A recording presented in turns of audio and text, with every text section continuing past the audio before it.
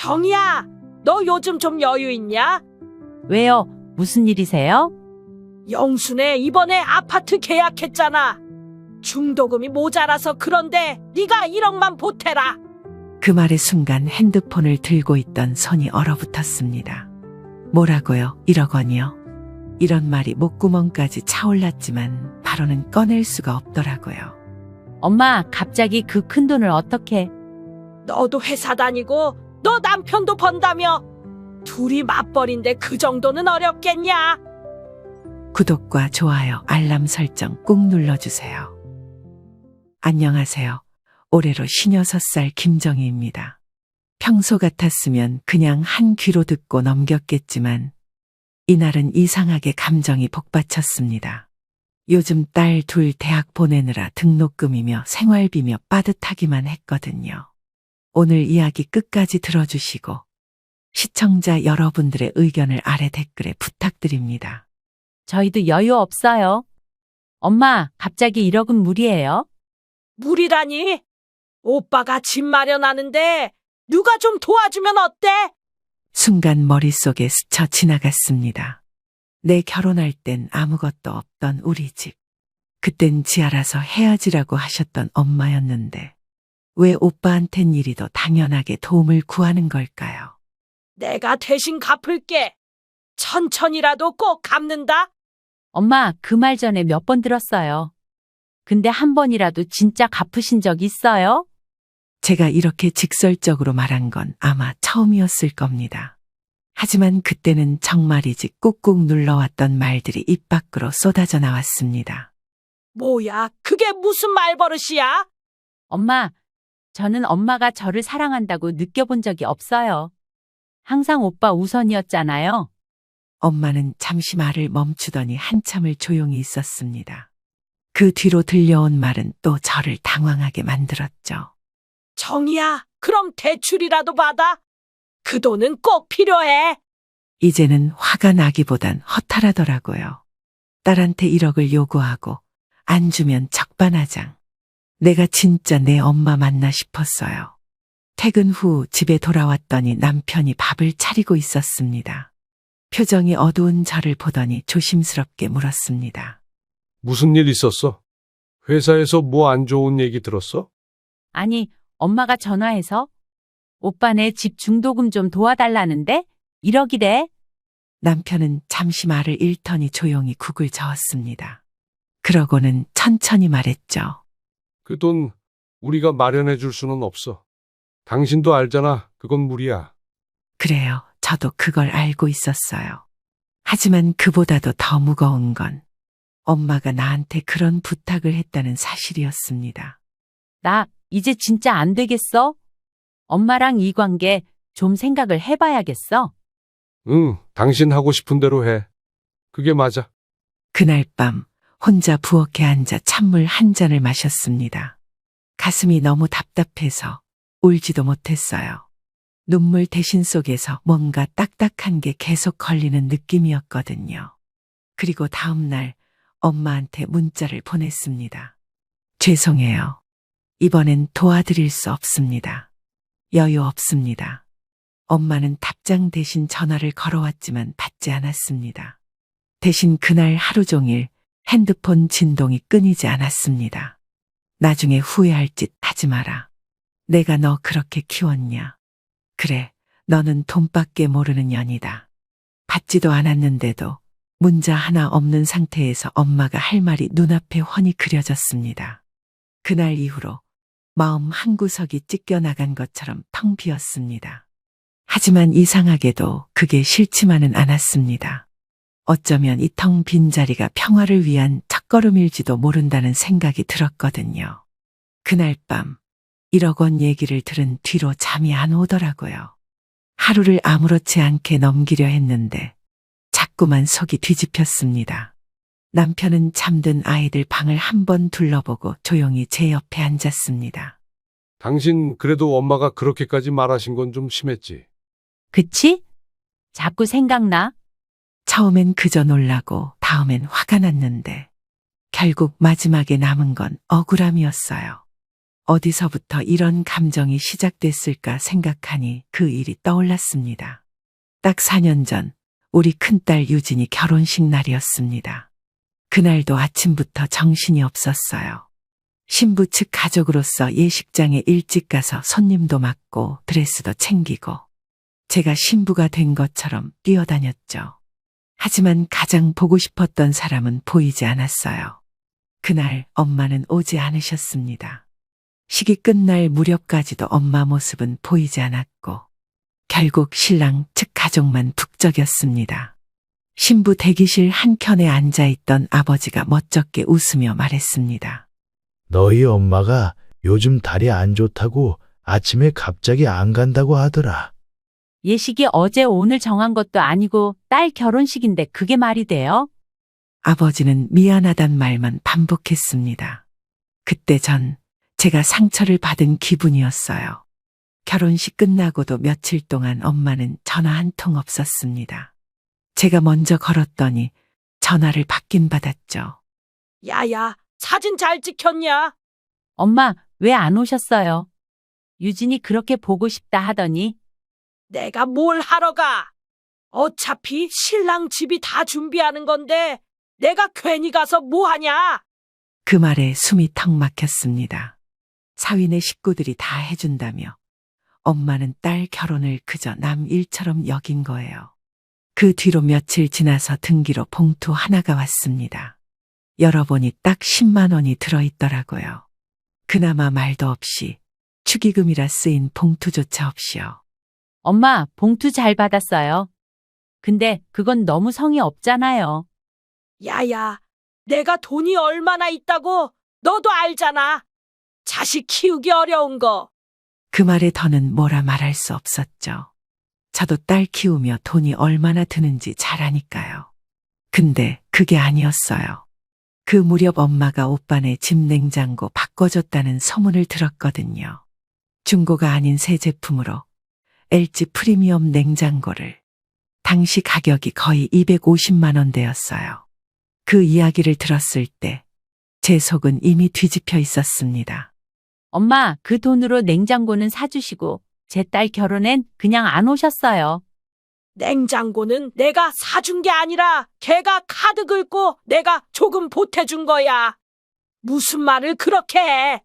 무슨 말을 해도 돌아오는 건 핑계뿐이었고 엄마는 언제나 오빠를 위한 지출은 보탬, 제게 주는 건 아까움이었습니다.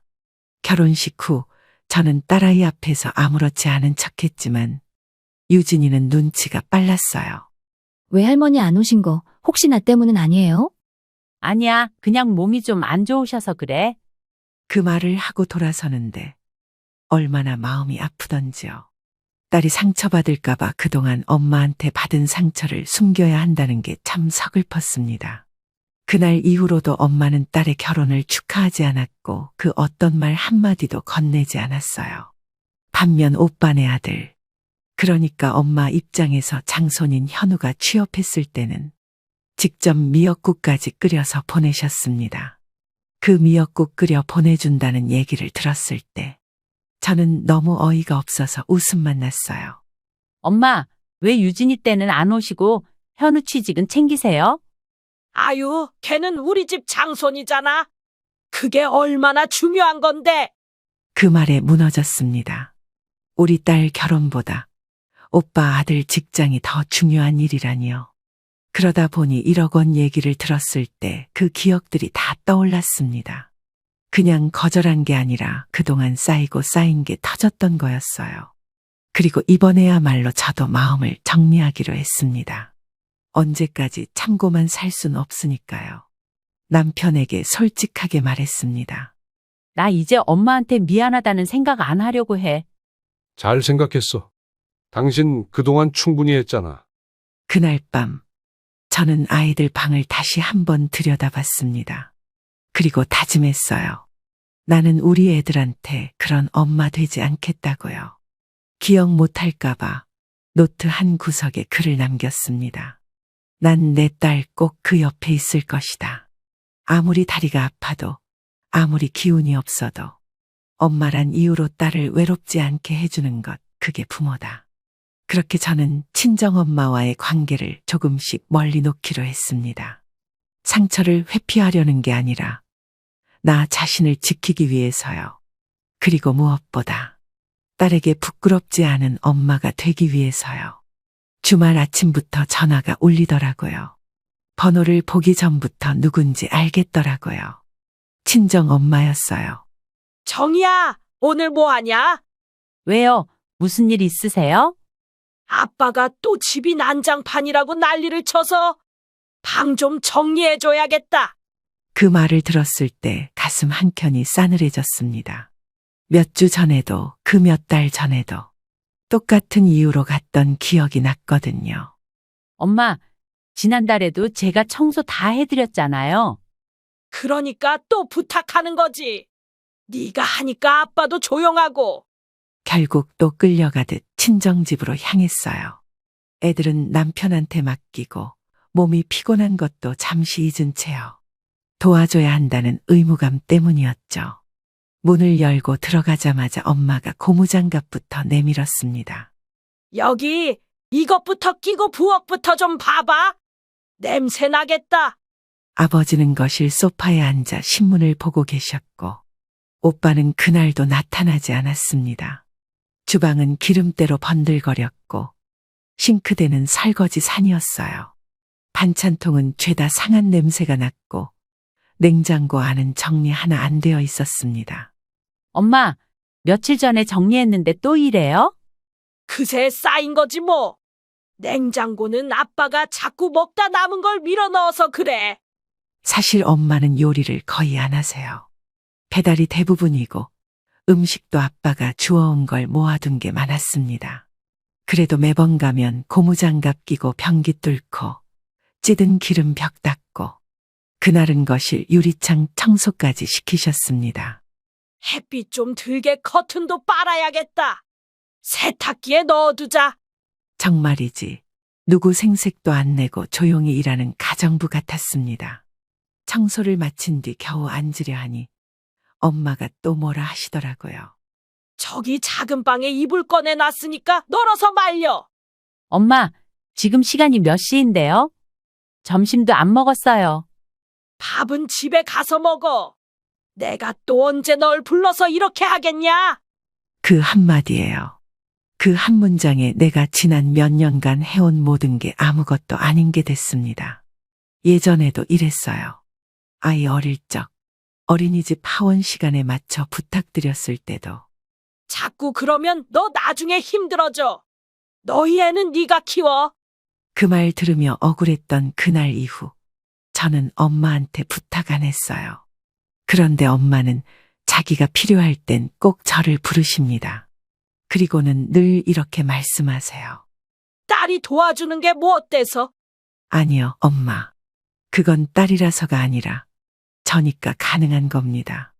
아들인 오빠에겐 한 번도 이런 말 못 하시잖아요.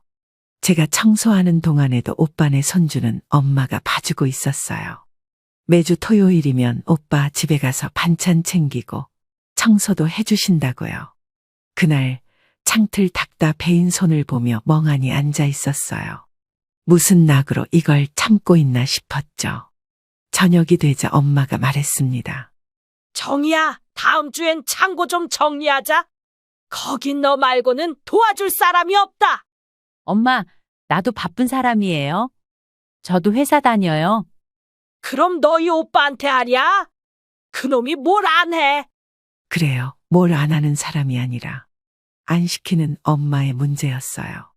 그날 집에 돌아와 손에 밴드를 붙이면서 남편이 물었습니다. 또 청소하고 왔어? 응, 이번엔 유리창이랑 커튼 빨래까지. 당신 사람 너무 착하다. 아니, 너무 착해서 손해야. 그 말에 고개를 끄덕이긴 했지만 속으로 생각했어요. 아니야, 착한 게 아니라 나는 그저 엄마한테 익숙한 사람이 된 거야. 익숙해서 막 다뤄도 되는 사람. 잠들기 전 거울을 보는데 제 얼굴이 왜 이렇게 낯설던지요. 그날 처음으로 엄마가 날 사람으로 본 적이 있었을까 그런 생각이 들었습니다. 이제는 조금씩 거리를 두기로 했습니다. 적어도 주말만큼은 내 시간을 위해 쓰고 싶었거든요. 그리고 나를 지키고 싶었습니다. 엄마가 이사했다는 소식은 갑자기 들려왔습니다. 그것도 제 입이 아니라 고모를 통해서요. 네 엄마 이번에 영수 옆으로 이사했다며? 2발자국만 걸으면 된다더라. 순간 머리가 띵하더라고요. 엄마가 이사한다고 나한텐 말도 안 했는데 고모한텐 자랑처럼 떠들었다는 거죠. 며칠 후 제가 먼저 전화를 걸었습니다. 엄마, 이사하신 거 진짜예요? 영순의 바로 옆 동으로 왔다. 엘리베이터 타고 1분이면 영순의 도착이야. 저한텐 왜 말씀 안 하셨어요? 너 바쁘잖아. 그런 건 얘기 안 해도 되는 거지 뭐. 순간 목구멍이 꽉 막히는 기분이었습니다. 언제부턴가 바쁘다는 말이 엄마에겐 말 안 해도 되는 자식이란 뜻이 된 것 같았어요. 그날 밤 남편과 밥을 먹으며 이 얘기를 꺼냈습니다. 엄마가 오빠 옆동으로 이사했대. 나한텐 말도 없이. 진짜? 근데 오빠는 뭐래? 몰라, 오빠는 늘 조용하지. 하지만 그걸 허락했다는 거잖아. 남편은 묵묵히 고개를 끄덕였습니다. 그리고 한마디 덧붙였죠. 그 집은 거절 못했을 거야. 엄마한테 다 해주는 이유가 있잖아. 그래요. 이유는 분명했죠. 엄마가 아들한텐 주는 사람이었고 저한텐 받는 사람이었으니까요. 며칠 후 일부러 볼일을 핑계 삼아 새로 이사한 엄마 집에 들렀습니다. 문을 열자마자 들려오는 건 익숙한 말투였어요. 정이야, 잘 왔다. 저기 테이블 위 좀 치워줘. 영순의 애들 간식 먹고 가서 좀 지저분하네. 안방을 지나쳐 거실에 들어서자 식탁엔 먹다 남은 아이스크림, 과자 부스러기, 물기 젖은 종이컵들이 널브러져 있었습니다. 엄마, 이건 누가 먹고 그대로 둔 거예요? 영순의 애들. 어제 와서 자고 갔지. 그 말에 가슴이 또 한 번 조여왔습니다. 내 아이들에겐 단 한 번도 이런 식으로 잠자리 내준 적 없던 엄마였거든요. 유진이랑 지연이 어릴 땐 재워달라고 해도 안 된다고 하셨잖아요. 걔들은 성격이 예민해서 영순의 애들은 순하잖아. 순하다는 말이 그렇게 무서울 줄 몰랐습니다. 아이 탓을 하며 결국엔 엄마 자신이 하고 싶은 걸 고르는 거란 걸 이제야 알겠더라고요. 부엌도 깔끔하게 정리돼 있었고 반찬통은 가지런히 정렬돼 있었습니다. 그날 집으로 돌아오는 길, 핸들을 잡은 손에 힘이 잔뜩 들어갔습니다. 눈물이 나려는 걸 억지로 삼켰고 집에 도착하자마자 욕실에서 물을 틀어놓고 한참을 앉아 있었습니다. 정말이지 뭘 그리 잘못했을까요? 딸이라는 이유로, 이 집에 태어난 이유로 이렇게까지 외면받아야 했을까요? 며칠 뒤 엄마가 또 전화를 했습니다. 정이야, 혹시 이번 주말에 시간 돼?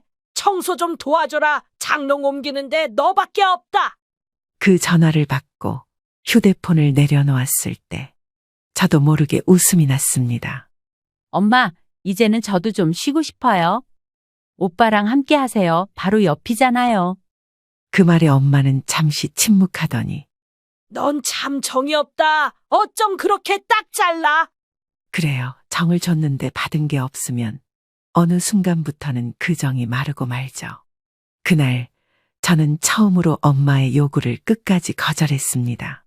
그리고 돌아선 뒤에도 미안하지 않았습니다. 아, 이제 좀 내가 살아도 되겠구나. 그런 마음이 조금씩 생기기 시작했어요.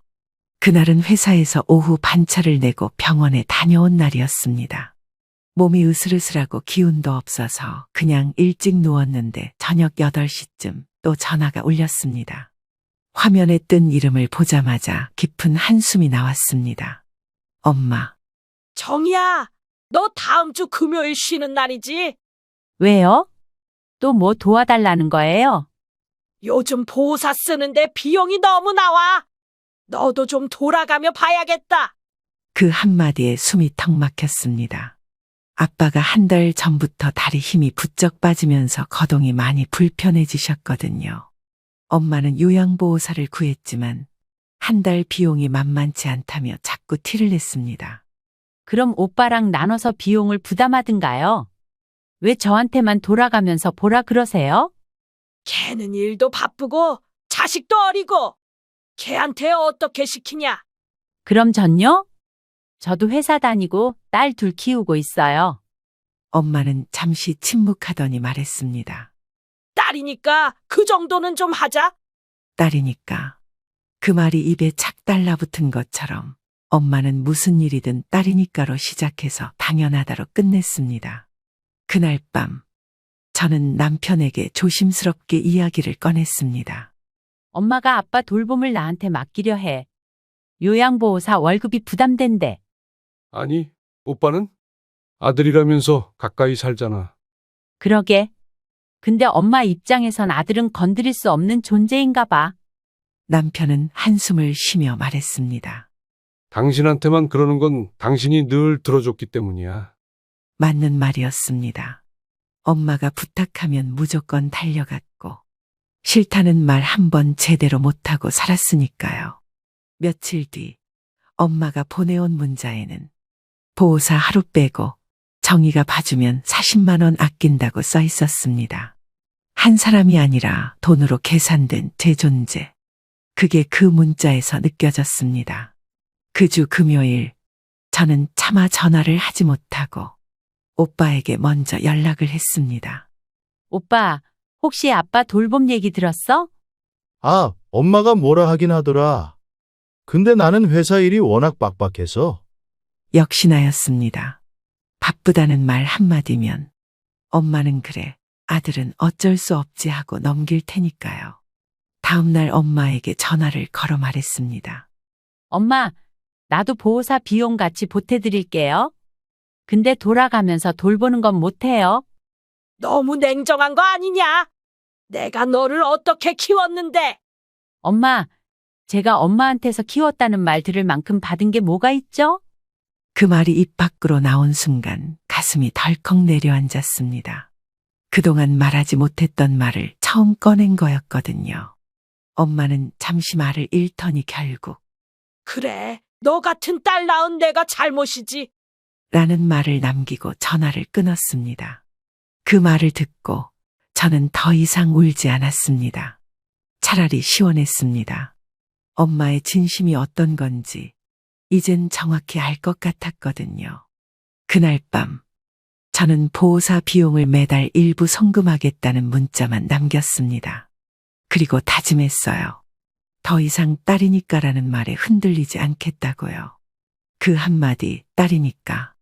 그 말 때문에 제 인생의 반 이상을 헌신했는데 그 대가는 너 같은 딸 낳은 내가 잘못이라니.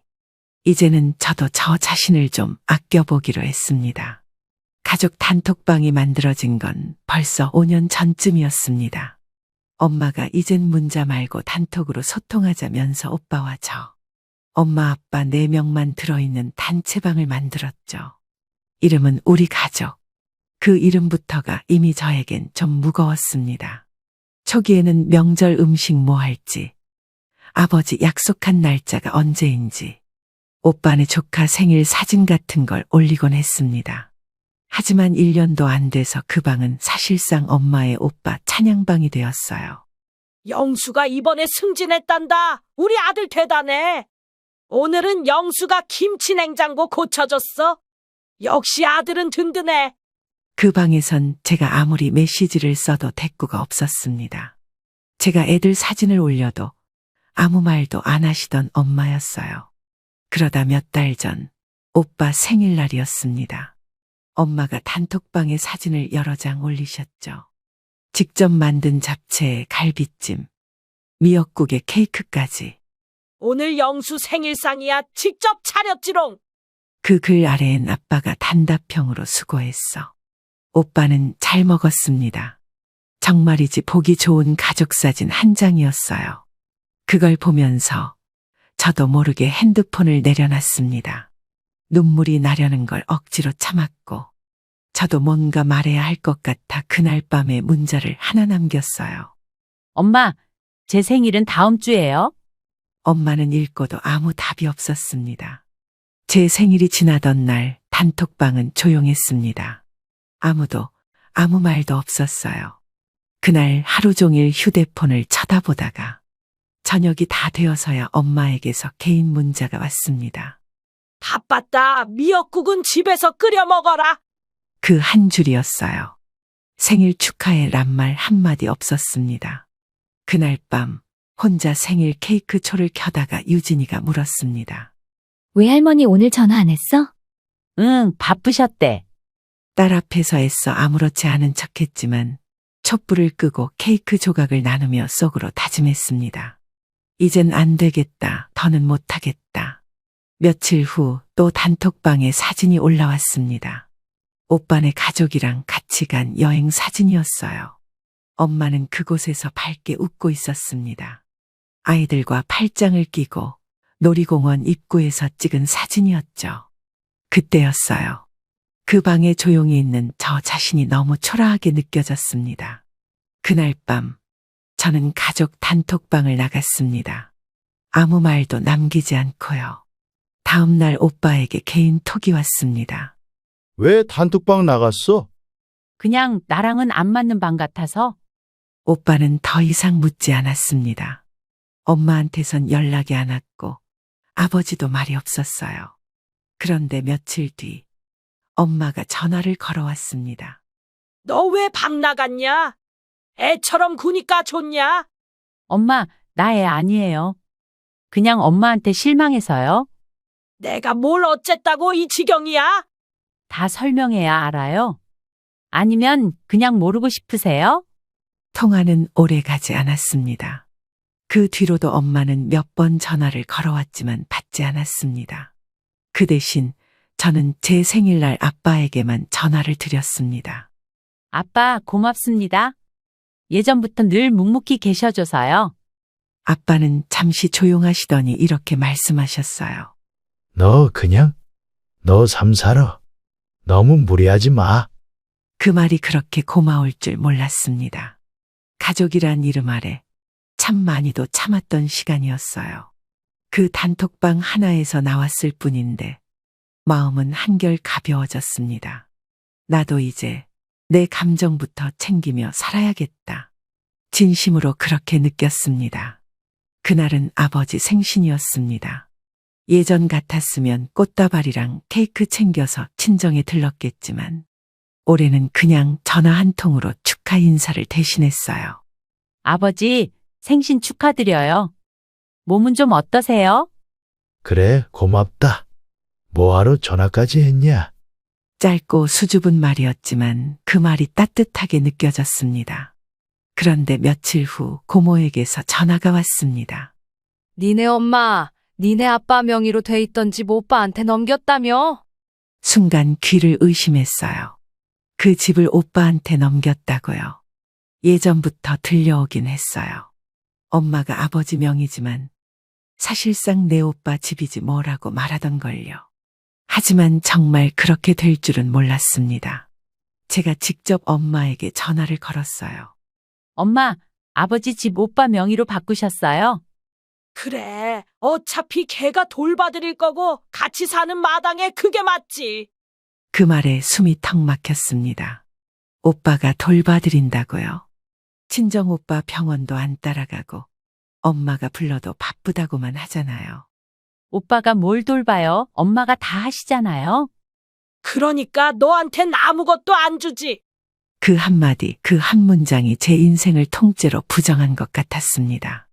그 말에 핸드폰을 들고 있던 손이 덜덜 떨렸습니다. 아무것도 안 준다고요? 그래요, 아무것도 안 받았습니다. 사랑도, 인정도, 따뜻한 말 한마디도요. 그래서요? 결국 전 평생 그렇게 해도 받을 건 없다는 거예요? 효도는 바라지도 않았다. 근데 자식이면 좀 고마운 줄은 알아야지. 엄마는 여전히 자신이 피해자라고 생각하는 사람이었습니다. 평생을 부려먹고 희생을 강요해 놓고도 고마운 줄 알아라고 하시더라고요. 저요? 엄마한테 고마운 적 없어요. 지금도 앞으로도요. 그 말을 꺼내고 나니 눈물이 쏟아졌습니다. 그래서 말문을 닫고 그대로 전화를 끊었습니다. 그날 밤 남편이 조용히 제 옆에 앉았습니다. 또 무슨 일이야? 엄마가 또 뭐라고 하신 거야? 아무것도 안 주신대. 그러니까 내가 아무 말도 하면 안 되나 봐.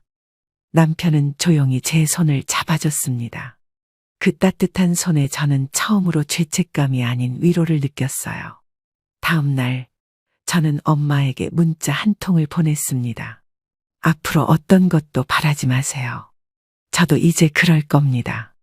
그리고 제 휴대폰 연락처에서 엄마라는 이름을 삭제했습니다.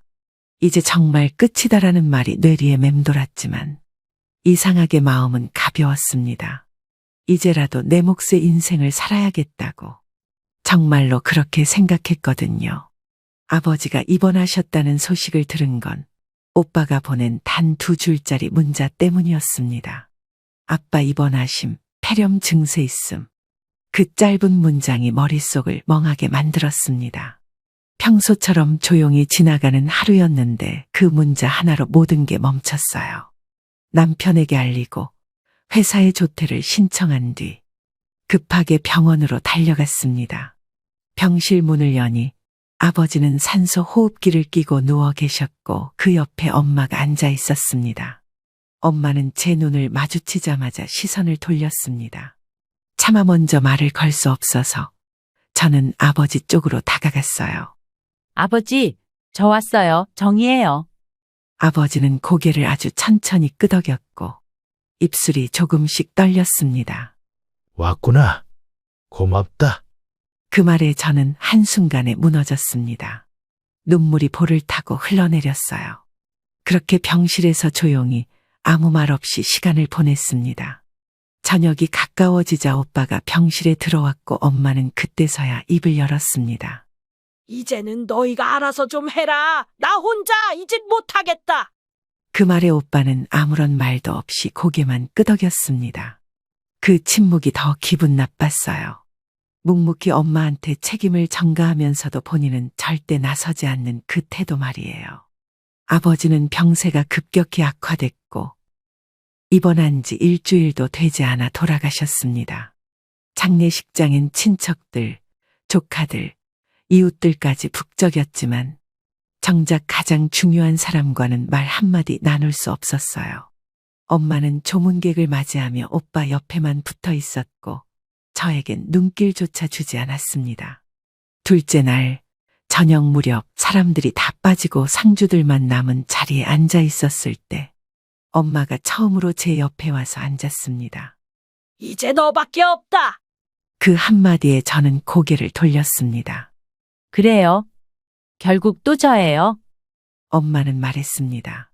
아빠가 가고 나니까 내가 얼마나 불안한 줄 아니? 이제 너라도 있어야지. 그럼 지금까지는요? 제가 아무리 있어도 엄마한테는 없었잖아요. 그건 내가 괜히 서운해한 거지. 그 말에 저는 참았던 감정이 터졌습니다. 서운해서요? 엄마, 딸 결혼식 안 온 사람이에요? 축의금도 겨우 10만 원 넣으셨잖아요. 반찬 하나도 해준 적 없던 엄마가 오빠네 김치냉장고 바꿔줄 땐 그렇게 신나했잖아요. 엄마는 말을 잃었고 저는 덧붙였습니다. 그래도요, 그건 아니었잖아요. 엄마가 저한테 한 말, 그러니까 너한텐 아무것도 안 줘. 그 말이 얼마나 사람을 짓밟는지 몰라요. 엄마는 한참을 침묵하더니 아주 조용히 말했습니다. 그때는 나도 좀 욱해서 그랬다. 그런 말이 그냥 욱해서 나올 수 있는 말인가요? 그 말이 마지막이었습니다. 그 뒤로 엄마는 아무 말도 하지 않았고 저도 다시는 묻지 않았습니다. 장례를 마치고 집에 돌아오는 길, 남편이 운전대를 잡고 말없이 있었습니다. 당신 이제 좀 끝내도 돼. 그 말에 저는 고개를 끄덕였고 창밖을 바라보며 마음을 정리했습니다. 엄마와의 관계는 거기서 완전히 멈췄습니다. 아버지의 죽음이 모든 걸 정리하게 만든 계기였죠. 그리고 저는 그날 이후로 다시 엄마에게 연락하지 않았습니다. 아버지 장례식이 끝난 지 2달쯤 되었을 무렵 엄마에게서 다시 전화가 왔습니다. 이번엔 몇 번을 울리더니 결국 끊겼고 그 뒤로 문자 한 통이 도착했어요. 정희야, 나 이제 혼자 사는 게 너무 힘들다. 내 아버지 떠나고 나니까 이 집이 무섭고 허전해서 못 살겠어. 네 집에 잠깐이라도 들어가면 안 되겠니? 그 문장을 읽는데 손이 덜덜 떨렸습니다. 잠깐이라도라는 말이 얼마나 무서운지 그동안 제가 누구보다 잘 알고 있었거든요. 남편에게 조심스럽게 얘기를 꺼냈습니다. 여보, 엄마가 우리 집에 들어오고 싶대요. 잠깐이라도 라고 하셨는데 당신 생각은 어때? 무서워요. 같이 살면 나 힘들 것 같아. 그럼 하지 마. 그건 당신 선택이야. 남편의 말은 언제나 짧고 분명했어요. 그 짧은 말 한마디에 큰 위로를 받았습니다. 며칠 후 엄마가 다시 전화를 걸어왔고 이번엔 받았습니다. 정이야, 내가 너희 집에 들어가서 민폐 안 끼치게 할게. 그냥 방 하나만 쓰면 돼. 네 아버지 없으니까 너무 힘들다. 엄마, 저도 이제 제 삶 좀 살고 싶어요. 엄마는 그 말에 한참을 말이 없더니 갑자기 목소리를 높였습니다. 그래, 네 아빠 죽자마자 나를 내치겠다는 거냐? 부모도 안 돌보는 그런 딸 내가 어떻게 키웠냐? 그 말에 흔들릴 뻔했지만 저는 천천히 그리고 분명하게 대답했습니다. 엄마, 저 예전엔 그 말이 제일 무서웠어요. 엄마가 날 어떻게 키웠는데 그 말이요. 근데 지금은 아니에요. 엄마가 날 어떻게 키웠는지 너무 잘 알아요. 그러니까 이제 저도 제 삶을 살게요. 엄마도 엄마 인생 사세요. 저는 더는 못하겠어요. 통화는 더 이어지지 않았습니다. 엄마는 또 욕을 퍼붓고 전화를 끊었고 그 이후로 다시 전화가 오지 않았습니다. 며칠 후 저는 휴대폰 연락처에서 마지막으로 남아있던 엄마 이름을 완전히 지웠습니다. 그리고 가족 단톡방도 완전히 나갔어요. 그 누구도 저를 붙잡지 않았습니다. 그게 오히려 고마웠어요. 밤에 혼자 부엌에 앉아 따뜻한 차를 마시면서 처음으로 마음 깊숙한 곳에서 이런 생각이 들었습니다. 아, 이제야 내가 나를 돌보기 시작했구나. 그동안 나는 누군가의 딸로, 누군가의 엄마로, 누군가의 며느리로만 살았지. 그냥 김정희로 살아본 적이 없었어요. 앞으로는 저 자신을 위해 살아보려 합니다. 누군가를 실망시키지 않으려고 애쓰지 않고 내가 무너지지 않기 위해 애쓰며 살 겁니다. 그리고 꼭 그렇게 말해주고 싶었어요. 엄마, 그래도 이제부턴 정말 저도 제 삶을 살게요. 시청자 여러분, 오늘 이야기 어떠셨나요? 여러분들의 생각과 경험을 아래 댓글에 공유해 주세요. 여긴 웬일이세요? 네가 나 망하게 했지? 네가 다 꾸민 일이지? 내가요? 난 아무것도 안 했어요. 그냥 진실이 밝혀진 것뿐이죠. 네가 신고했잖아. 너 때문에 난 모든 걸 잃었어. 그럼 그날 날 모욕하고 도둑 취급했던 건 잊으셨나 봐요? 그건 그냥 실수였어. 그 실수 하나 때문에 사돈의 인생이 이렇게 바뀌었네요. 참 재미있죠? 넓은 창문 너머로 화려한 강남의 야경이 펼쳐지고 있었다. 은은한 조명이 비치는 한정식집 내부는 차분하면서도 고급스러운 분위기를 풍기고 있었다. 정갈한 한식 반찬들이 가지런히 놓인 테이블에는 아직 음식이 손도 대지 않은 채 긴장감이 감돌고 있었다. 윤정숙은 약속 시간보다 10분 일찍 도착해 테이블에 앉아 있었다. 소박하지만 단정한 원피스를 입고 오래되었지만 깔끔하게 관리한 베이지색 가방을 무릎 위에 올려둔 상태였다. 신발도 새 것은 아니었지만 먼지 한 톨 없이 반짝이는 단화를 신고 있었다. 강남 한복판의 고급 레스토랑에 어울리는 차림새는 아니었지만 정숙은 개의치 않았다. 정숙은 아들 김태훈을 위해서라면 어떤 자리든 기꺼이 나올 준비가 되어 있었다. 태훈이 사랑하는 사람을 만나 가정을 꾸린다는 것. 정숙은 그것만으로도 기뻤다. 잠시 후 식당 입구에서 종업원이 정중하게 문을 열어주었고 예비 사돈 박미란과 예비 며느리 박소연이 들어섰다. 미란은 한눈에 봐도 강남 상류층임을 과시하는 차림새였다. 눈이 부실 정도로 반짝이는 명품 귀걸이, 트위드 재킷, 손목에는 큼지막한 다이아몬드가 박힌 시계가 채워져 있었다. 그런 미라는 매니큐어가 완벽하게 칠해진 손을 흔들며 가볍게 미소를 지었다. 어머, 사돈 반가워요. 시골에서 올라오시느라 힘드셨겠어요? 미란의 인사는 모르는 사람이 들으면 친절하게 느낄 수 있었지만 정숙은 그 속에 깔린 미묘한 비아냥을 단번에 알아챘다. 하지만 정숙은 티내지 않고 담담하게 인사를 받았다. 멀긴요. 기차 타고 오니 금방이더라고요. 그래도 서울까지 나오시는 게 쉽진 않으셨을 텐데 요즘 시골에서 뭐 농사 같은 거라도 지으시나요? 아니요. 그냥 공기 좋은 곳에서 조용히 지내고 있어요. 아, 그럼 딱히 하시는 일은 없으시겠네요? 하긴 시골 생활이란 게 뭐 그리 복잡할 게 있겠어요? 미란은 말끝마다 시골이라는 단어를 강조했다. 미란의 시선이 정숙의 가방을 흘끗 스쳐 지나갔다.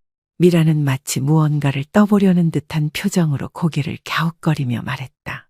우리 애는 시골에서 살아본 적이 없어요.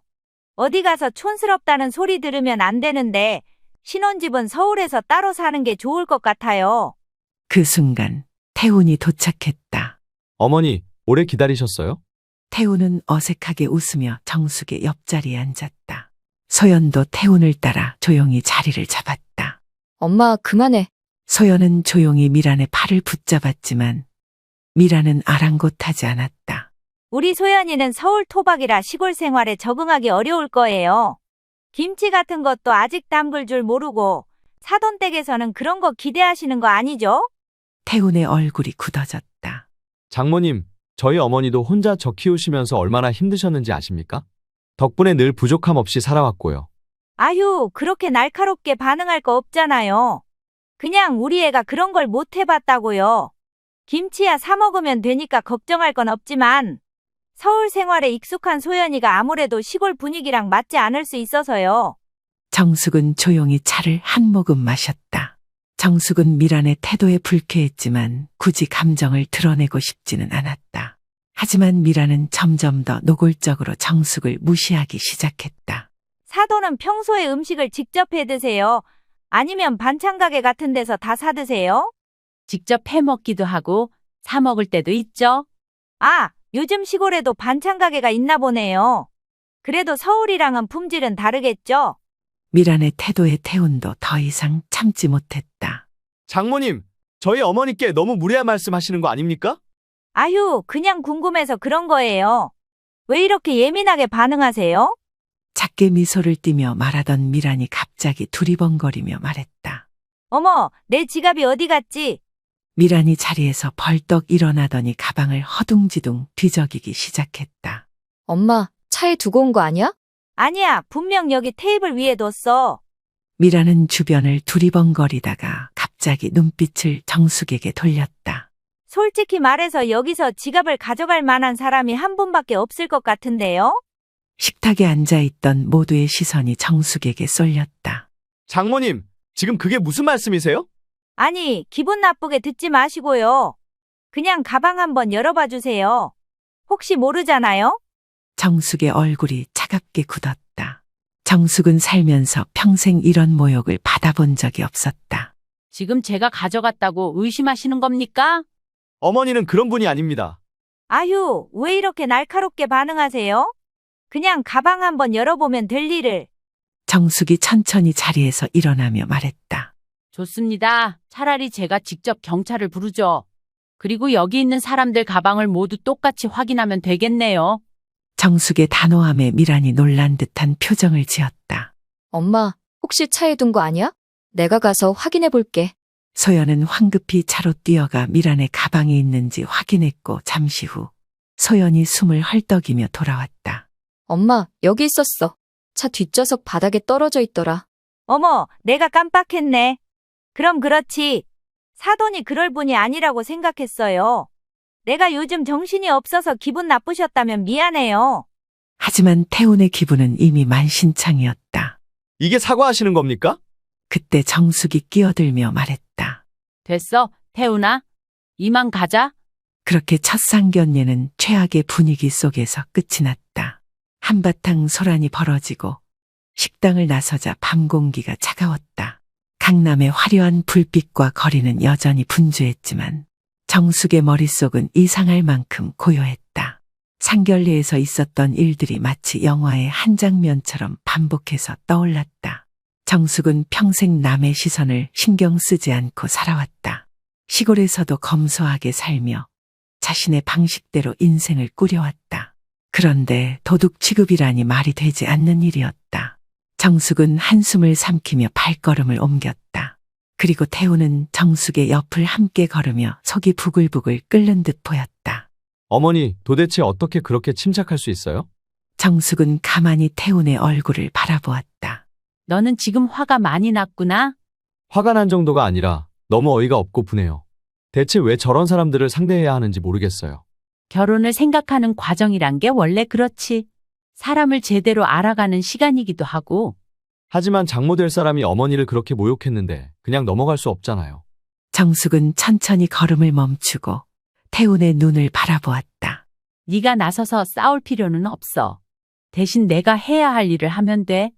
정숙의 말에 태훈의 등골이 싸늘해졌다.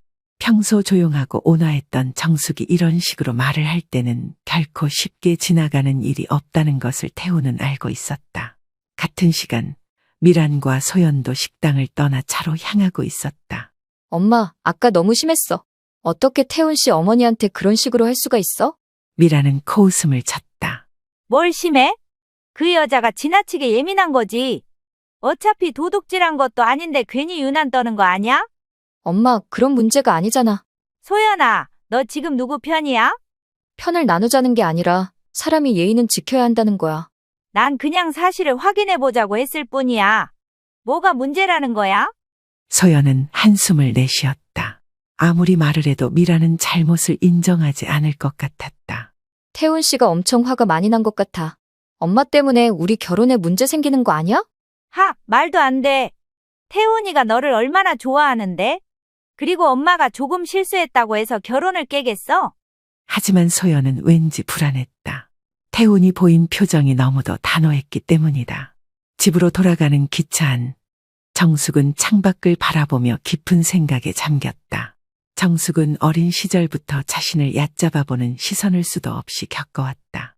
남편 없이 아이를 키울 때도, 식당에서 설거지를 할 때도, 시장에서 장사를 할 때도 사람들은 정숙을 여러 이유들로 깔보곤 했다.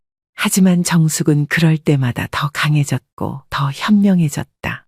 미란의 태도가 딱 그런 부류였다. 정숙은 생각했다. 사람을 겉모습으로 판단하는 사람. 돈이 전부라고 믿는 사람. 그런 사람은 언젠가 자기 오만함 때문에 무너질 수밖에 없지. 정숙의 깊이 숨이 온몸을 휘감았다. 하지만 미라는 모르고 있었다. 정숙이 단순한 시골 아줌마가 아니라는 사실을. 정숙은 서울에서 평생 악착같이 모은 돈으로 부동산에 투자했고 적절한 시기에 건물을 매입했다. 겉으로는 조용하고 검소한 삶을 살고 있지만 사실 정숙은 경제적으로 부족함이 없는 사람이었다. 하지만 그런 사실을 떠벌리고 다닐 필요가 없다고 생각했다. 하지만 이번 일은 다르다. 이렇게까지 무시당하고 모욕당했다면 그에 대한 대가는 반드시 치르게 해야 한다. 며칠 후 태훈이 정숙을 찾아왔다. 어머니, 이 결혼해야 할까요?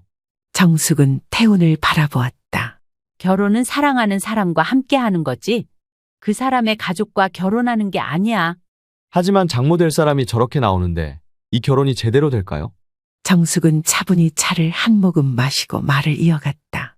사람이 진짜 어떤 사람인지 알기까지는 시간이 걸린다. 네가 소연이를 정말 사랑한다면 그 사람 자체만 보고 결혼해야지. 하지만 사돈의 태도가 결혼 생활에 방해가 될 거라고 생각된다면 그땐 다시 고민해 봐야겠지. 태훈은 한숨을 내쉬었다. 소연이 나쁜 사람은 아니에요. 하지만 소연이네 어머님이 계속 저런 식이라면 평생 스트레스 받으며 살아야 할 것 같아요. 정숙이 옅은 미소를 지으며 말했다. 그럼 결정을 내리기 전에 한 번 더 지켜보자. 그럼 이제부터 내가 해결해야 할 일이 하나 있겠구나. 태훈은 정숙을 바라보며 무슨 생각을 하고 있는지 문득 궁금증이 들었다.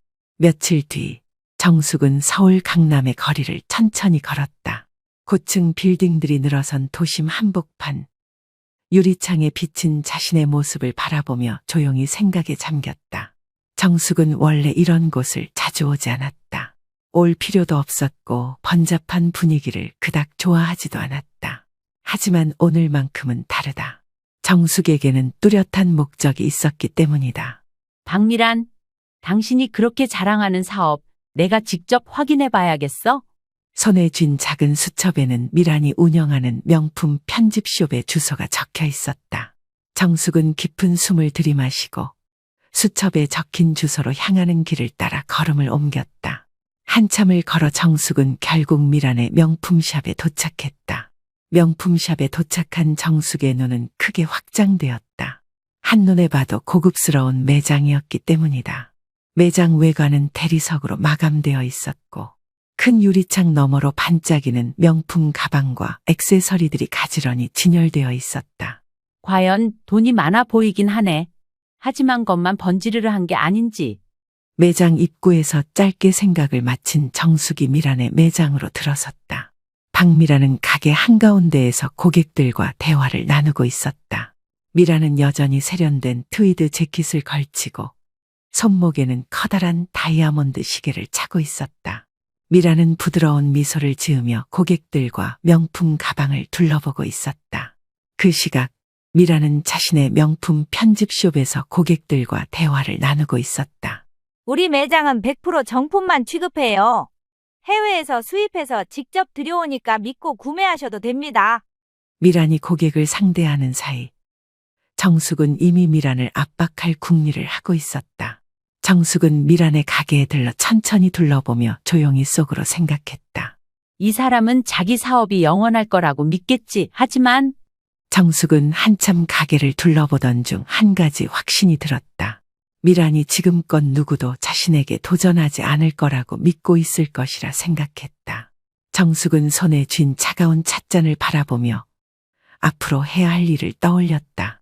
내가 어떻게 움직이는지 이제 곧 알게 될 거야. 정숙은 조용히 웃고 있었다. 한편 매장 한쪽에서 직원들과 이야기를 나누고 있는 사람이 눈에 들어왔다. 그는 바로 이곳의 매장을 관리하는 사람, 정 실장이었다. 미란이 직접 매장에 나올 때도 있지만 실제로 매장을 운영하는 건 정 실장이었다. 정숙은 자연스럽게 매장을 둘러보며 정 실장에게 다가갔다. 안녕하세요. 가방 좀 보려고 하는데요. 정 실장은 정숙을 한번 위아래로 훑어보더니 부드러운 미소를 지었다. 네, 어떤 제품을 찾으세요? 좀 독특한 디자인의 가방이 있으면 보고 싶어요. 선물하려고요. 정 실장은 금방 태도를 바꿔 친절하게 설명하기 시작했다. 고객님, 이쪽으로 오세요. 요즘 가장 인기 있는 제품들입니다. 정숙은 정 실장을 따라가면서도 주변을 세심하게 살폈다. 정숙의 눈에는 매장은 화려했지만 뭔가 어색했다. 정숙은 유심히 가방들을 살펴보았다. 한눈에 보기엔 완벽한 명품이었다. 하지만 어딘가 이상한 점이 있었다. 사실 정숙은 과거 시장에서 장사하며 수많은 물건을 다뤄봤다. 단순한 소비자들이 쉽게 알아차리지 못하는 차이점을 정숙은 단번에 감지할 수 있었다. 이 가방은 어디서 들여온 건가요? 해외 수입을 통해서 직접 공수해 왔습니다. 정품 감정을 완료한 제품들이에요. 윤정숙은 고개를 끄덕였지만 속으로는 확신이 들었다. 이건 짝퉁이야. 정숙은 여러 개의 가방을 살펴보며 수상한 점들을 계속 찾기 시작했다. 바느질, 가죽 질감, 내부 마감. 전문가가 아니라면 알아채기 어려운 부분들이 분명 조금씩 어색했다. 그렇게 정숙의 의심은 점점 확신으로 바뀌고 있었다. 확실해, 이 가게. 가짜 명품을 정품이라고 속여서 팔고 있어. 정숙은 조용히 알 수 없는 미소를 지었다. 정숙은 미란의 눈앞에서 가방 하나를 집었다. 이거 예쁘네요. 가격이 어떻게 되나요? 미란이 다가왔다. 어머, 사돈이 직접 구매하시려고요? 네, 아는 사람한테 선물 좀 하려고요. 사돈, 이건 정말 귀한 제품이에요. 아무나 쉽게 살 수 있는 제품은 아니죠. 그래서 얼마예요? 800만 원입니다. 정숙은 흔들림 없이 카드를 꺼냈다. 결제할게요. 미란은 놀란 듯 정숙을 바라봤다. 생각보다 씀씀이가 크시네요. 좋은 물건이라면 기꺼이 사야죠. 미란은 의아한 눈빛을 보냈지만 큰돈을 쓰겠다는 손님을 말릴 이유는 없었다. 결국 미라는 환한 미소를 지으며 직접 결제를 도왔다. 정말 탁월한 선택하셨어요. 사돈, 안목이 있으시네요. 정숙은 미란에게 자신만의 다양한 의미를 담은 한마디로 일관했다. 네, 저도 그렇게 생각해요. 가방을 손에 든 정숙은 매장을 나서며 생각했다. 이제 감정을 받아야겠어. 정숙은 곧장 전문가를 찾아가 가방을 감정 맡겼다. 그리고 며칠 후 전문가의 답변이 돌아왔고 정숙의 예상대로 정품이 아니었다. 정숙은 피식 웃었다. 역시나 정숙은 깊이 숨을 들이마시고 본격적인 시작을 위해 준비에 나섰다. 집에 돌아온 정숙은 감정 결과서를 손에 쥔 채 조용히 앉아 있었다. 전문가가 남긴 정품이 아니라는 말이 머릿속을 맴돌았다. 정숙은 한숨을 내쉬었다. 예상했던 결과였지만 직접 확인하고 나니 확신이 더 강해졌다. 이제 어떻게 움직일지 결정해야겠어. 정숙은 서랍을 열어 조용히 노트 한 권을 꺼냈다. 노트에는 미란의 매장 주소, 규모, 직원 수, 제품들의 정보와 아주 고객층까지 다양한 정보들이 가득 있었다. 그리고 노트의 가장 마지막에는 증거 확보 완료, 신고 준비라고 적었다. 정숙은 입가에 잔잔한 미소를 띄웠다. 이번에는 절대 서두르지 않고 천천히 그리고 확실하게 할 생각이었다. 그 시각 미라는 매장에서 귀하다고 정평이 난 고객을 응대하고 있었다. 이 제품, 이번 시즌에 한정으로 들어온 거예요. 감정가만 수천만 원이 넘어요. 고객들은 감탄하며 미란의 말을 듣고 있었다. 그리고 미란을 거의 찬양하듯 바라보며 박수를 보내기도 했다. 미란은 이런 고객들의 반응에 흡족해하며 싱글벙글했다. 그리고 동시에 생각했다. 나는 이 강남 바닥에선 절대 무너지지 않아. 하지만 미란이 자신에게 취해 있는 이 순간, 미란을 향한 작은 폭풍이 서서히 다가오고 있었다는 것을 알지 못했다. 같은 시간, 정숙은 신고서를 작성하고 있었다. 신고서에는 강남의 한 매장에서 고가의 제품을 신고 없이 현금 결제로 유도하고 세금 신고를 누락한 정황이 있다는 내용의 글이 가득했다. 거기에 정숙이 직접 구매한 800만 원짜리 가방에 대한 영수증도 있었다. 미란이 얼마나 교묘하게 탈세를 하고 있는지, 미란의 운영 방식이 얼마나 허술한지를 낱낱이 적어 내려갔다. 돈을 신처럼 떠받드는 사람은 돈 문제로 무너지는 게 가장 확실하지. 정숙은 서류를 꼼꼼히 확인한 뒤 국세청 홈페이지를 통해 정식으로 미란의 실체를 제보했다. 며칠 후 정숙은 경찰서로 향했고 담당자에게 말했다. 이곳에서 판매하는 가방이 가짜 명품이라는 증거를 확보했습니다. 정숙은 감정서를 경찰에게 제출하며 설명을 덧붙였다.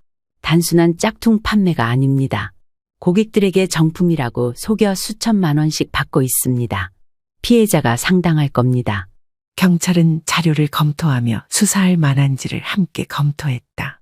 그리곤 자료 검토를 마친 경찰은 수사를 진행하겠다고 말했다. 그런 경찰의 말에 정숙이 말을 덧붙였다.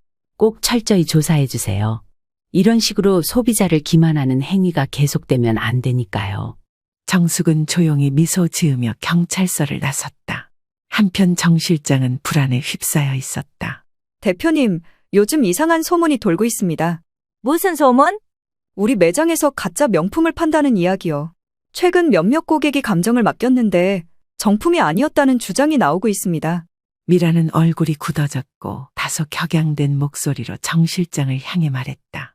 말도 안 돼. 우리가 어디서 구하는 제품인지 알잖아? 하지만 고객들이 문제를 제기하기 시작하면 위험할 수 있습니다. 국세청에서도 조사 나온다는 말이 있어요. 미라는 크게 당황해하며 자신의 핸드백을 거칠게 움켜쥐었다. 그러다 무언가 떠올랐다는 듯 작은 목소리로 중얼거렸다. 설마 그 시골 여자? 며칠 후 태훈이 정숙을 찾아왔다. 어머니, 요즘 뭔가 달라지신 것 같아요. 무슨 일 있으세요? 정숙은 차를 한 모금 마시며 미소를 지었다. 무슨 변화? 예전 같으면 그냥 참으셨을 텐데 뭔가 하시려는 것 같아요. 사람이 평생 참기만 하면 결국 아무것도 얻을 수 없지 않겠니? 태훈은 그 말의 의미를 곰곰이 되새겼다. 설마 소연이 어머니한테 뭔가 하셨나요? 아무것도 안 했어. 그냥 세상은 공평해야 한다는 걸 알려주려는 것뿐이야. 태우는 정숙의 표정을 보며 정숙이 무언가 꾸미는 일이 있을 것이라고 직감했다.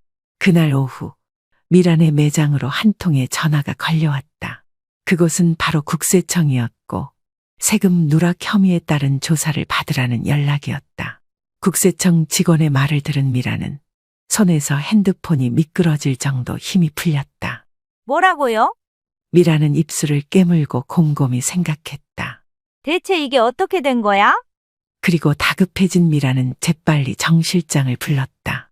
정 실장, 지금 당장 자료 정리해. 하지만 이것이 시작에 불과하다는 것을 미란은 전혀 알지 못했다. 미란은 국세청에 전화를 받은 이후로 한순간도 편히 잠들지 못했다. 설마 정말 조사까지 들어올 줄이야. 밤잠을 설친 미란에게 국세청 조사에 이어 경찰서에서도 연락이 왔다. 경찰은 미란에게 매장에서 판매하는 제품들이 가품이라는 신고가 있었다며 조사를 진행하겠다고 말했다. 그리고 그런 경찰의 말을 들은 미란은 핸드폰을 쥔 손이 부들부들 떨렸다. 가짜라니, 가짜라니. 위기에 처한 미란이 이번에도 정 실장을 불러 말했다. 정 실장, 우리 매장에서 판매한 제품 중 가품이 있다는 신고가 들어왔어. 대체 어떻게 된 거야? 정 실장은 당황해하며 목소리를 낮췄다. 대표님, 저희가 유통하는 제품 중 일부가 감정받으면 걸릴 가능성이 있긴 합니다. 그걸 왜 지금 말하는 거야? 그동안 아무 문제 없이 넘어갔으니까요. 정품이랑 차이가 거의 없는 고급 제품들이었고 고객들도 감정을 거의 안 맡겼잖아요. 그런데 이번에 누군가 일부러 확인을 한 것 같습니다. 누가? 대체 누가 이런 짓을 한 거야? 그때 미란의 머릿속에 한 사람이 떠올랐다. 설마 그 촌년? 이번에도 너야? 미란은 이를 악물며 자리에서 벌떡 일어났고 현실을 부정하기 시작했다. 아니야. 그 여자가 그럴 리가 없어. 그냥 운이 나빴던 거겠지. 하지만 불길한 예감은 점점 미란을 낭떠러지로 몰아붙이기 시작했다. 정숙은 신고 후 바로 움직임을 보이지 않고 조용히 기다리고 있었다. 지금 조바심 낼 필요 없어. 시간은 내 편이야. 정숙은 철저하게 움직이고 있었고 이번엔 가짜 명품을 구매한 다른 피해자들과 접촉하기 시작했다. 정숙은 온라인 커뮤니티와 매장 방문자들이 남긴 댓글들을 조사하며 몇몇 사람들과 연락을 주고받았다. 그리고 그들에게서 가품으로 피해를 봤다는 이야기를 들어볼 수 있었다. 정숙은 조용히 입꼬리를 올렸다. 좋아. 이제 이들을 이용할 차례야. 이후 정숙은 피해자들을 모아 집단 고소를 준비했다. 정숙은 혼자보단 집단으로 덤벼들어야 더 큰 타격을 줄 수 있을 것이라 생각했다. 결국 정숙은 변호사까지 섭외하며 차근차근 계획을 실행해 나갔다. 며칠 후 미라는 또 한 통의 전화를 받았다. 전화를 걸어온 것은 경찰이었고 가품 피해자들이 늘었고 집단 고소가 진행이라는 소식이었다. 미란의 얼굴이 하얗게 질렸다. 집단 고소? 미라는 전화를 끊자마자 정 실장을 찾았다. 정 실장, 지금 당장 해결책을 찾아봐. 이러다간 매장이 끝장나겠어. 하지만 정 실장은 고개를 저었다. 이미 퍼질 대로 퍼졌습니다. 변호사를 구해도 지금 상황을 뒤집기 어렵습니다. 미라는 초조하게 핸드폰을 뒤적이며 누군가에게 전화를 걸었다. 소연아, 네가 아는 변호사 없니? 지금 상황이 심각해. 소연은 걱정되는 말투로 미란에게 말했다. 엄마, 대체 무슨 일이야? 지금 상황이 심각해. 좀 도와줘. 하지만 소연도 더 이상 미란을 감싸고만 있을 수는 없었다. 엄마가 직접 해결해야 할 문제 같아. 난 더 이상 개입하고 싶지 않아. 결국 소연은 미란을 외면했고 미란은 믿을 사람이 아무도 없다는 걸 깨달았다. 태우는 최근 몇 주 동안 정숙이 자주 연락이 없다는 사실이 이상했다. 어머니가 뭔가 준비하고 계신 게 분명해. 태우는 조용히 온라인에서 미란의 매장을 검색했다. 그리고 놀라운 기사를 발견했다. 그것은 바로 미란의 매장이 피해자들의 고발로 가품 판매에 대한 수사와 탈세 혐의에 대한 수사가 진행 중이라는 기사였다. 태우는 충격에 빠졌다. 설마 어머니가? 태우는 급히 정숙을 찾아갔다. 어머니, 이거 어머니가 하신 거예요? 정숙은 조용히 차를 따르며 말했다. 난 그저 진실이 밝혀지길 바랐을 뿐이야. 어머니, 정숙은 태훈을 바라보며 조용히 덧붙였다. 태훈아, 나쁜 짓을 하면 언젠가 그 대가를 치르게 되어 있어. 네가 그걸 이번 기회에 배웠으면 좋겠다. 태훈은 조금 놀라긴 했지만 정숙의 깊은 뜻을 이해할 수 있을 것 같았다. 며칠 후 국세청과 경찰이 미란의 매장을 급습했고 미란은 충격에 휩싸였다. 이건 오해예요. 전 정말 정품만 팔았어요.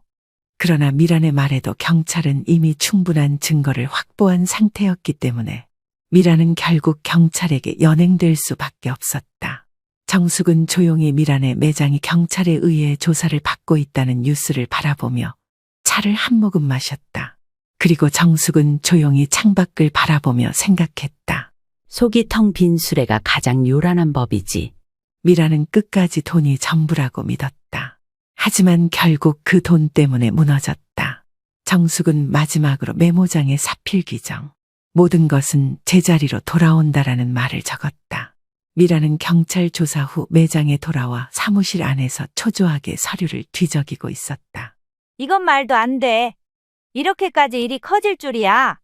국세청 조사는 생각보다 훨씬 강도 높게 진행되었다. 경찰이 들이닥친 이후 매장은 순식간에 난장판이 되었다. 손님들은 환불을 요구하며 몰려들었고 언론은 미란의 사업을 대서특필하기 시작했다. 미란은 자신의 기사를 읽다가 소리를 버럭 지르면 핸드폰을 바닥에 내던졌다. 누구야? 대체 누가 이 짓을 한 거야? 하지만 어쩌면 미란은 이미 알고 있었는지도 모른다. 설마 그 여자가 여기까지 개입한 거야? 아무리 생각해도 정숙 말고는 미란의 머릿속에 떠오르는 사람이 없었다. 정숙의 생각에 머리가 아파왔지만 지금은 그럴 시간이 없었다. 미란은 정 실장을 통해 빠져나갈 국리를 마련해야 했다. 정 실장, 서류 정리 다 했어? 어떻게든 빠져나가야 해. 하지만 정 실장의 표정은 무거웠다. 대표님, 저 이제 여기서 손 떼겠습니다. 뭐? 더 이상 이 매장을 지킬 방법이 없습니다. 대표님도 아시잖아요. 지금 다들 등을 돌리고 있어요. 직원들도 하나둘 떠날 준비하고 있습니다. 너까지 나를 배신하겠다는 거야? 정 실장은 난감한 표정으로 말했다. 대표님, 저는 처음부터 이럴 줄 알았습니다. 너무 무리하게 사업을 키웠어요. 돈이 들어올 땐 좋았지만 언젠가는 들통날 일이었어요. 닥쳐, 나한테 훈계하려고 여기 있는 거야? 대표님, 전 더 이상 책임 못 집니다. 이건 법적으로도 위험한 문제고요. 저는 제 살 길 찾아야겠어요. 네가 감히. 정 실장은 더 이상 미란의 말을 듣지 않고 사무실을 나가버렸다. 그런 정 실장의 뒷모습을 바라보면서 미란은 그 자리에 털썩 주저앉았다. 이제 정말 나 혼자 남은 거야? 그날 밤 미란은 딸 소연을 찾아갔다. 소연아, 네가 나 좀 도와줘야 해. 소연은 미란에게 예전과 달리 차갑게 말했다. 엄마, 내가 뭘 도와줘야 하는데. 너 아는 변호사들 있잖아. 지금 이 상황에서 빠져나올 방법 좀 찾아봐줘. 엄마, 그 전에 엄마가 한 일을 생각해봤어? 무슨 소리야? 엄마는 지금까지 남을 속이면서 돈을 벌어왔잖아. 그건 절대 정당한 방법이 아니었어. 그게 무슨 상관이야? 다들 그렇게 해. 아니, 엄마만 그렇게 했어. 그래서 이렇게 된 거야. 미란은 순간 할 말을 잃었다. 난 더 이상 엄마 문제에 끼어들고 싶지 않아. 소연아, 네가 날 이렇게 버릴 거야? 엄마가 먼저 버린 거야. 양심도 도덕도 다 버렸잖아. 소연은 미란을 똑바로 바라보며 단호하게 말했다. 태훈 씨도 그의 어머니도 우리 가족과 엮이기 싫을 거예요. 나도 이제 떠날게요. 소연아, 잠깐만. 미란은 소연을 끝까지 붙잡으려 했었지만 소연의 마음은 이미 단단히 굳어져 버린 후였다. 미란은 결국 모든 걸 잃었다.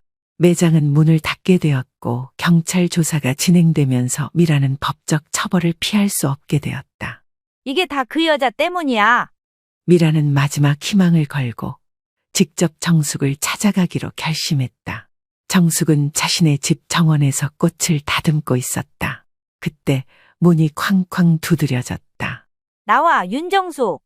너 지금 나한테 무슨 짓을 한 거야? 정숙은 조용히 문을 열었다. 여긴 웬일이세요? 네가 나 망하게 했지? 네가 다 꾸민 일이지? 정숙은 차분하게 말했다. 내가요? 난 아무것도 안 했어요. 그냥 진실이 밝혀진 것뿐이죠. 네가 신고했잖아. 너 때문에 난 모든 걸 잃었어. 정숙은 미소 지으며 말했다. 그럼 그날 날 모욕하고 도둑 취급했던 건 잊으셨나 봐요? 미라는 얼굴이 새파래졌다. 그건 그냥 실수였어. 그 실수 하나 때문에 사돈의 인생이 이렇게 바뀌었네요. 참 재미있죠? 미라는 더 이상 말을 하지 못했고 정숙은 조용히 마당의 장미꽃을 바라보며 말을 이어갔다. 사람을 깔보면 결국 그 대가를 치르게 되는 법이에요. 지금 겪고 있는 일은 그냥 그동안 살아온 방식의 결과일 뿐이에요. 미라는 분노에 치를 떨었지만 더 이상 아무 말도 할 수 없었다. 더 이상 저희 집 근처에 오지 마세요. 스스로 만든 결과니까 웬만하면 받아들이시고요. 미라는 분이 머리끝까지 차올랐지만 더 이상 욕 말곤 할 말이 없었다. 결국 아무 말도 하지 못한 채 힘없이 돌아서 정숙의 집을 빠져나왔다. 그런 미란의 모습을 정숙이 바라보며 중얼거렸다. 결국 모든 것은 제자리로 돌아오는 법이지. 한편 태훈과 소연은 슬슬 서로의 관계를 정리하기 시작했고 며칠 뒤 태훈이 소연에게 전화를 걸어왔다. 소연아, 우리 이제 그만하자. 그럴 줄 알았어. 네가 나쁜 사람이란 게 아니라 우리가 함께하기엔 너무 많은 일이 있었어. 소연은 울먹이며 말했다. 그래, 나도 알아. 우리 가족이 망쳐버린 거야. 태훈은 미안한 마음이 들었지만 더 이상 돌이킬 수 없다는 걸 알고 있었다. 너도 행복했으면 좋겠어. 그렇게 두 사람의 관계도 결국 끝을 맞이하게 되었다. 소연은 전화를 끊고 난 후 한동안 멍하니 창밖을 바라보았다. 이럴 줄 알았어. 하지만 막상 현실이 되니 참 씁쓸하네. 소연은 미란을 원망하고 싶지 않았다. 하지만 미란의 행동이 모든 걸 망쳐버린 것도 사실이었다. 그리고 미란은 결국 돈과 체면을 지키려 했지만 결국 아무것도 지키지 못했다. 어쩌면 이건 처음부터 정해진 결말이었는지도 몰라. 소연은 자신이 처한 상황을 담담히 받아들이려 했다. 하지만 모든 것을 인정하고 받아들이는 것이 그리 쉽지만은 않은 일이었다. 결국 소연은 태훈에게 연락해 만남을 제안했고 소연과 태훈은 그렇게 마지막 만남을 이어갔다. 며칠 뒤 태훈과 소연은 조용한 카페에서 마주 앉았다. 하지만 두 사람 모두 커피에는 손을 대지 않았다. 소연아, 나는 정말 끝까지 노력해보고 싶었어. 나도 그래. 하지만 이제 우린 돌이킬 수 없는 선을 넘어버린 것 같아. 태훈은 쓴웃음을 지었다. 우리 엄마는 말이야 한번 믿은 사람은 끝까지 믿는 성격이야. 하지만 한번 배신당했다고 생각하면 절대 다시 돌아보지 않아. 소연은 고개를 떨궜다. 어머님께서 날 싫어하시는 건 아니지? 그렇지, 그저 다른 이유 때문이었으니까. 소연은 그 말이 더 아팠다. 그럼 방법이 없는 거겠지? 태훈은 잠시 고민하다가 고개를 끄덕였다. 우리 결혼 여기까지인 것 같아. 소연은 애써 미소를 지었다. 우리 서로 좋은 사람으로 기억하기로 해. 태훈은 마지막으로 소연의 손을 꼭 잡았다. 앞으로 행복했으면 좋겠어. 소연은 떨리는 목소리로 대답했다. 그래, 앞으로 행복해지자. 그렇게 두 사람은 결국 완전한 이별을 받아들였다. 얼마 뒤 미라는 한때 화려했던 자신의 거실에서 술을 들이켰다. 텅 빈 집안, 전화도 울리지 않았고 적막했다. 소연아, 너마저 날 떠나는 거니? 소연은 이제 더 이상 미란의 편이 아니었다. 사업도 망했고 명성도 날아갔다. 남은 건 아무것도 없었다. 미란은 억울했다. 내가 뭘 그렇게 잘못했지? 다들 이렇게 살아왔잖아. 그런데 왜 나만? 하지만 사실 미란도 모르고 있지는 않았다. 아니야, 내가 너무 욕심을 부렸어. 미란은 상견례를 하던 날 정숙을 무시하지 않았다면 어땠을까 생각했다. 그리고 돈이 전부라고 믿지 않았다면, 소연의 행복을 위해 한 발 물러섰다면 어땠을까라며 지난날을 회상했다. 그랬다면 적어도 소연이는 잃지 않았을 텐데. 그러나 이제 와서 그 어떤 후회도 소용이 없었다. 며칠 후 태훈은 정숙을 찾아왔다. 어머니, 소연이랑 헤어졌어요. 정숙은 아무 말 없이 태훈의 얼굴을 바라보았다. 정숙은 태훈의 표정에서 결정을 내리기까지 얼마나 힘들었는지를 읽을 수 있었다. 마음 괜찮니? 태훈은 애써 웃어 보였다. 네, 잘한 결정 같아요. 그래, 그럼 됐다. 정숙은 태훈을 위로하려 하지 않았다. 다만 태훈이 스스로 내린 결정을 존중해 줄 뿐이었다. 어머니, 저는 후회하지 않아요. 그래, 넌 강한 아이니까. 태훈은 정숙의 손을 꼭 잡았다. 그리고 어머니가 얼마나 대단한 분인지 이번 일을 통해 다시 깨달았어요. 정숙은 조용히 웃었다. 태훈아, 진짜 대단한 사람은 조용히 자기 길을 가는 사람이야. 나도 그랬고, 너도 그럴 거야. 태훈은 그 말이 이상하게 마음에 와닿았다. 네, 어머니. 태훈은 이제 정말 모든 걸 정리하고 새로운 길을 가야 한다는 걸 깨달았다. 그날 저녁, 정숙은 정원에 앉아 차를 마셨다. 마당 한쪽에 심어놓은 장미가 바람에 흔들렸다. 어떤 장미는 가시에 찔리고, 어떤 장미는 그 가시를 넘어서 피어난다. 정숙은 차분히 웃었다. 그리고 더 이상 과거를 돌아보지 않았다. 이제 모든 것이 제자리로 돌아왔으니 말이다. 태우는 강남 한복판을 걷고 있었다. 업무를 마치고 돌아가는 길, 모퉁이를 돌다가 한 사람과 부딪힐 뻔했다. 아, 어머님, 미란이었다. 예전에 찬란했던 미란과는 다른 모습이었다. 허름한 옷차림, 얼굴은 수척해 보였다. 미란도 태훈을 알아보고 순간 멈칫했다. 둘은 한동안 서로를 바라보았다. 그리고 이런 정막을 깨는 것은 태훈이었다.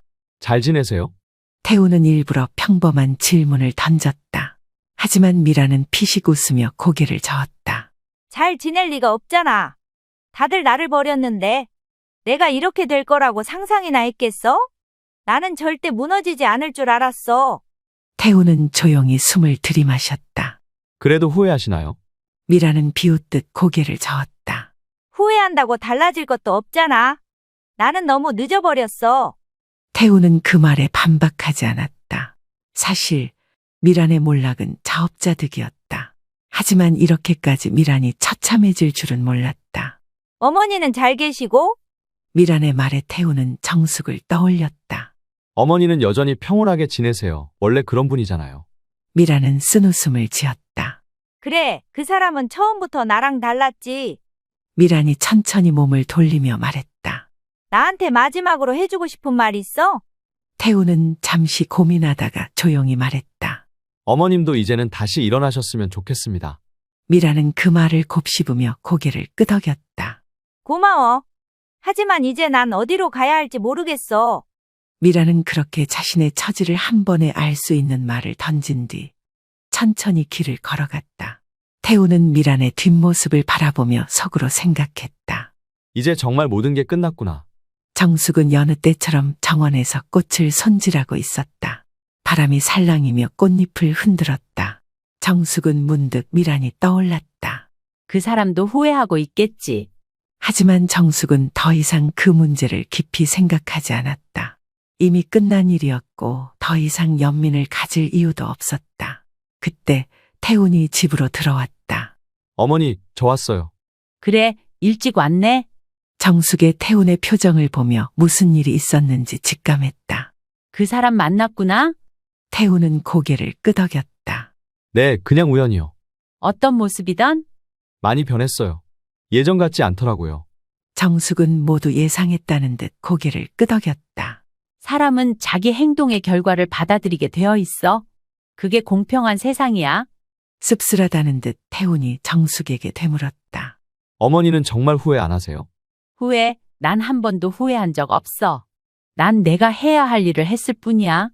그리고 사람을 얕보는 사람은 반드시 대가를 치르게 되어 있어. 그게 세상의 이치야. 태훈은 정숙의 말을 곰곰이 되새겼다. 어머니는 정말 강하세요. 정숙이 피식 웃어 보이며 말했다. 그냥 오래 살다 보니 깨닫게 된 거지. 이제 다 끝났으니 다시 평온한 일상으로 돌아가야지. 태훈은 정숙의 옆에 앉아 어깨에 살포시 머리를 기대며 정숙의 말을 조용히 받아들였다. 미란의 가품솔 안으로 한바탕 시끄러웠던 세상이 사람들의 기억 속에서 사라질 무렵 미란은 서울의 작은 아파트에서 지내고 있었다. 화려했던 미란의 생활은 이제 온데간데 없었다.